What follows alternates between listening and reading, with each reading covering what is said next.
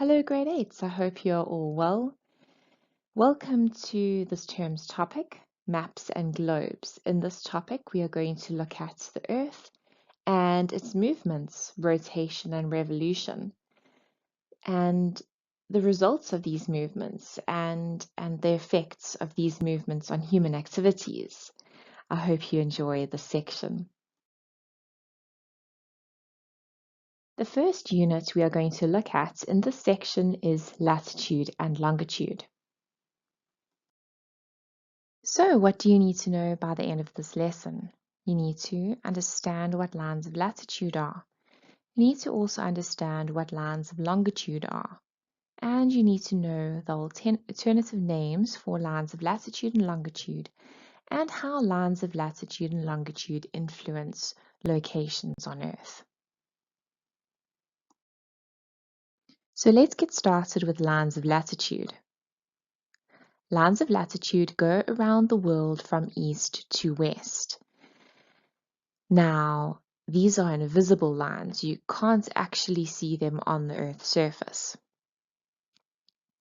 Lines of latitude are also called parallels. They are called parallels because they never touch each other. The equator is the most important line of latitude. I will mention that a little later. And the equator never touches another line of latitude. It always runs parallel. So therefore, its alternative name is parallels or parallel arcs. The reason lines of latitude are called parallel arcs is because the Earth is not completely round. These parallel arcs are of different sizes because the equator is a lot fatter than the poles. If you had to travel around the equator, you'd be traveling a lot further than if you had to travel directly around the Arctic Circle. Each line of latitude has a value in degrees. The angle of each line of latitude is measured from an imaginary point in the center of the Earth. As I said, the equator is the most important line of latitude found at the center of the Earth, and that degree is 0 or 0 degrees. Lines of longitude. Now these are lines that run from north to south. They cannot be called parallels because they eventually touch each other at both the north and south pole.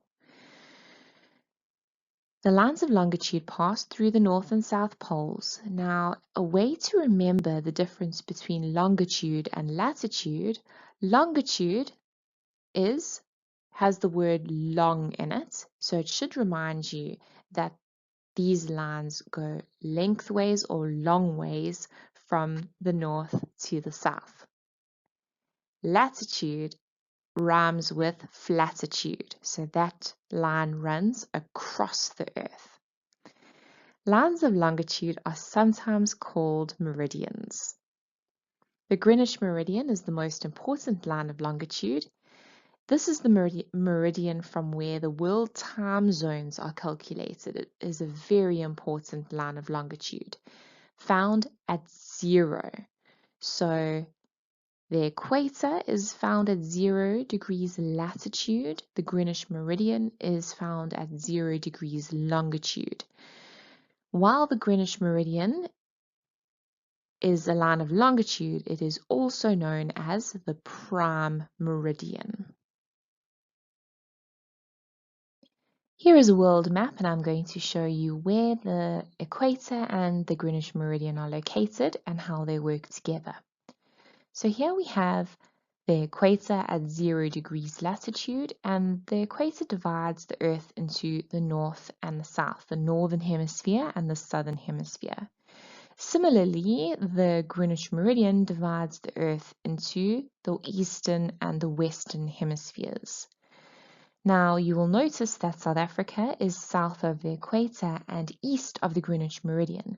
So all coordinates in South Africa have south and east as their reference. We never ever refer to north or west when working with South African maps. We are going to look at coordinates in a little more depth later. But what you do need to understand is as one moves further away from the equator, lines of latitude increase in degrees. So 1, 2, 3 degrees south, 4 degrees south, etc. Let me get my pen here. Durban is approximately there. Durban is approximately 30 degrees south. So that line of latitude will be 30 degrees south and approximately 31 degrees east. Cape Town, well, I drew that line a little bit too far south. Cape Town is about 33, 34 degrees south and 18 degrees east. Similarly, from 0, as one moves closer towards the North Pole, that looks terrible, 1 degree north, 2 degrees north, 3 degrees north, etc. So when we have numbers increasing, going in that direction, we know that we're in the southern hemisphere. If you don't understand that sentence now, when we hit coordinates, I will repeat what I've just said about that.